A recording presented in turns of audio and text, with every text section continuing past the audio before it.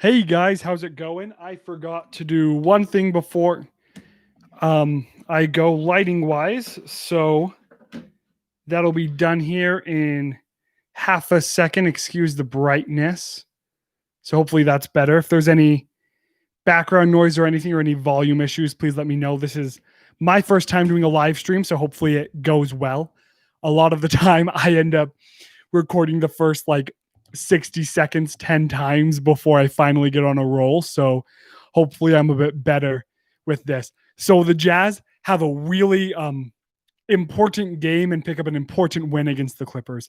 I didn't think that that was going to happen just based on they've been really rusty against teams that are more at their level, if just beneath their level. And, coming off a back to back in a close game against the Suns, I really thought that they were going to drop this one, which would have been really disappointing, would have dropped below 500. But I wasn't going to be putting a lot of weight on it just based on the fact that the Clippers are a really good team that, other than I believe one blowout loss, have just been putting up insane stats and could possibly have the best offense in the NBA this season. Now, I know a lot of people think that Rudy Gobert got just overpaid this offseason. And definitely, whenever you give a player a max contract, in my mind, they are getting overpaid, just because you look at Steph Curry and he's an insane player, and you look at Giannis and he's amazing. And you need to give both of those players the supermax, but giving them the supermax is about 40% of the cap, and it instantly just shoots your depth in the foot. So with that, Gobert, yeah, he made a bit more money than he should have, but thankfully he A, didn't get the supermax, and B, is able to stay with the Jazz, since tonight he won them the game. Like, full stop, absolute won them the game. If you look at his stat line, he had 24 minutes due to his foul trouble, and that definitely hurt. He was, 2 for 4 and 3 free throws. Always like to see better, but he was able to go. He got 12 points. And so looking at that, it's not insane. And he ended up with 9 rebounds. He didn't even get a double-double. He played half the game. But what really blows my mind, let me look at the stat really quick, is Kawhi Leonard was 3 for 9 in the paint tonight, and Paul George was 1 for 6. That's abysmally low for two amazing offensive talents. And Gobert, and also Favors, who played a lot of minutes tonight due to foul trouble, absolutely locked them down in the paint. So looking at that, you see that's the difference when the Jazz only win by 6. And yeah, the Jazz blew, I believe, a 20-point lead and ended up letting the Clips get within 1 in the fourth and having to stop them from coming back and taking the win. But you're not going to beat a team as talented by the Clippers by 20 points. That's just an absolute rarity in today's NBA. The Jazz, really got absolutely bested by the Timberwolves and absolutely bested by the Suns. But there were moments in the last 2-3 minutes of those games where, had the ball bounced a bit of a different way, the Jazz end up coming back and winning. But in today's NBA, and in the NBA just throughout all time, I'm sure, what you have to do to win a game once you're down by that big is you have to stop the other team and score for a long enough period of time to take the lead, which is really straightforward. But when you're down by 20, it's incredibly hard to pull that off, just because you have to stop them and be better than another team for a solid 10, 11 minutes. And it's a game of runs. So really happy with the Jazz winning, and I'm honestly happy that they didn't win in a blowout. The Portland game was so much fun to watch at the beginning of the season, but I'm definitely seeing a lot more out of the Jazz and who they're going to be in this game. Like I said in a tweet earlier, I don't know if I said this on the stream, but hopefully this is a turnaround game for the Jazz. Hopefully they're able to step up and go and perform big. They have a 7-game road trip coming up, which Dale and I will get a lot more into tomorrow morning on our weekly full podcast.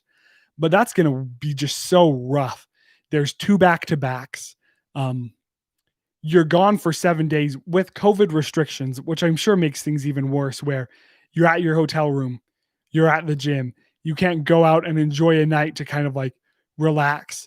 If things aren't going well, it's going to be up in a lot of players' heads. So it was important to pick up this win, pick up the first win at Vivint, and also beat the Clippers with Paul George and Kawhi Leonard. Last year, the Jazz gave the Clippers the run for their money in a few matches. I think that the Jazz could have pushed it to 7 games had they made it to the second round and not lost to the Nuggets in the playoffs. But they did do that when the Clippers were resting and load managing their players. And tonight was not a load management night. And there's a great argument to be made that the Jazz were a bit tired because they were coming off a back-to-back. So really big. And I've said really big about 1 million times. So sorry about that. Other absolutely insane performance tonight was Mike Conley with first game scoring 30 plus in a Jazz uniform. The stat line, he was 50% on threes. He took 14, made 7, made all his free throws. So he was able to go out, and he's really been able to turn into a second or third option for the Jazz. He's been the first option in a few games to start this year off. And with Donovan having another rough night, Donovan, how many did he put up tonight? Just to get the exact number. Donovan only put up 15. He also only took 14 field goals. And I think that's another big reason why the Jazz won tonight is Donovan's been getting his 20 plus, but he's been doing that on 20 plus shots a night. And when some of those are 3-pointers and when he's getting to the line as much as he has, that's just not what the Jazz need. He's had an off start to the season. Happens. It is really disappointing, but I'd rather have the off games now instead of later in the season and possibly in the playoffs. And hopefully they can work through this. I don't think that would be as much of a problem right now if Bojan also wasn't really struggling. He's had his moments, but he was 0 for 4 from 3 tonight and only made 3 field goals, no free throws. So he had 6 points tonight. Typically, you're not going to see the Jazz win games with a box score like this. When Gobert only has 12, Mitchell only has 15, Conley you have someone go off for 30 plus. But this is a big game for the Jazz to go out and win in a game where really, while they had great, bright stretches, they didn't play that well overall, but they played well enough.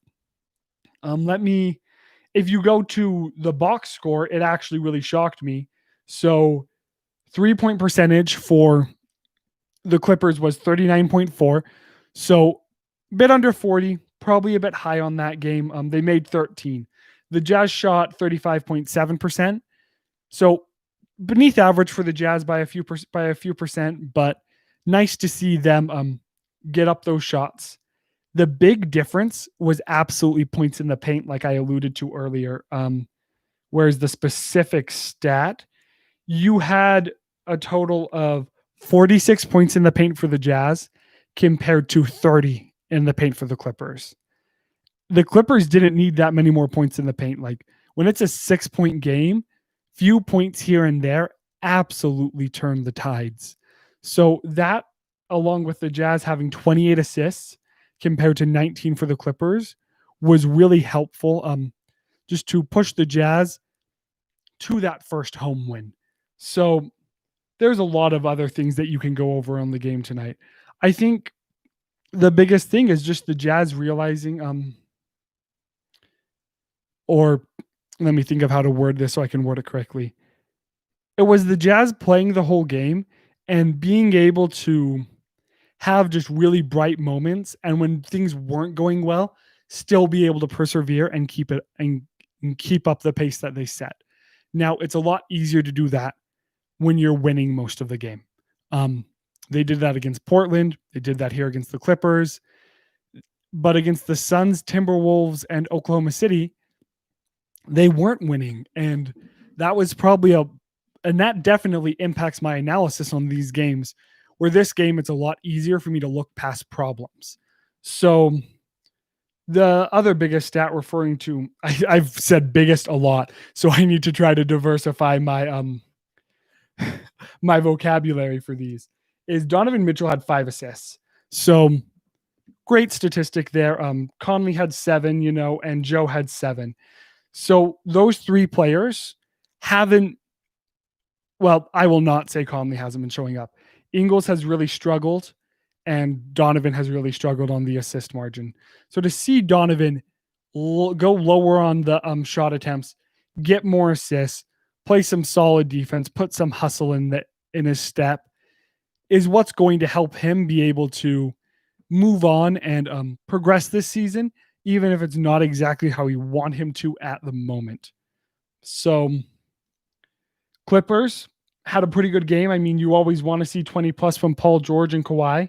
So you got 25 for George, 20 for Leonard.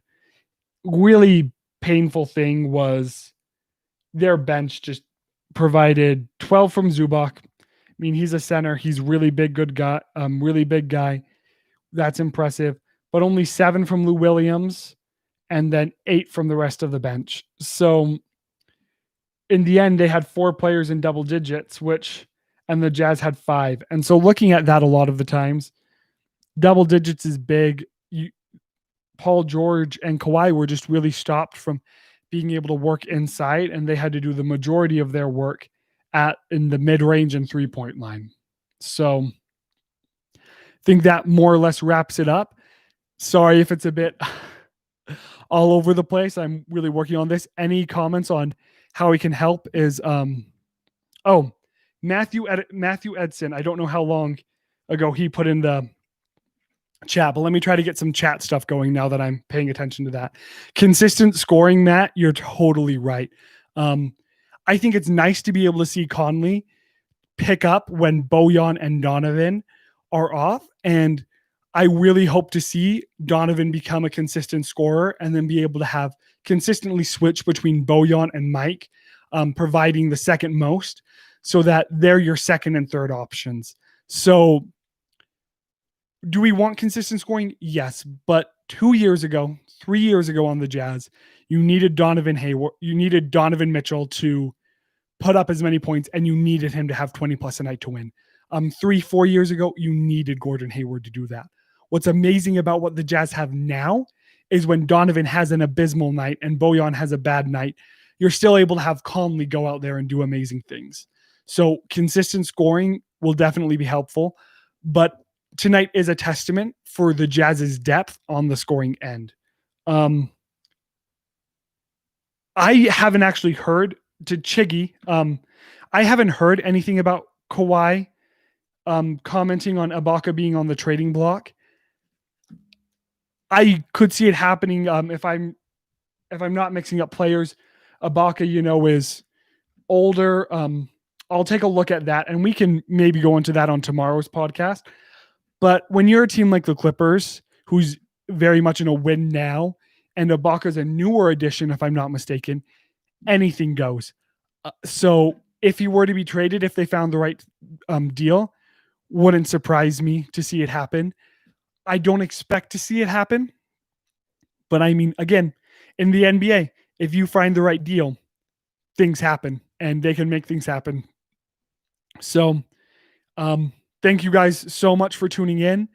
Please comment, like, subscribe. It all really helps us.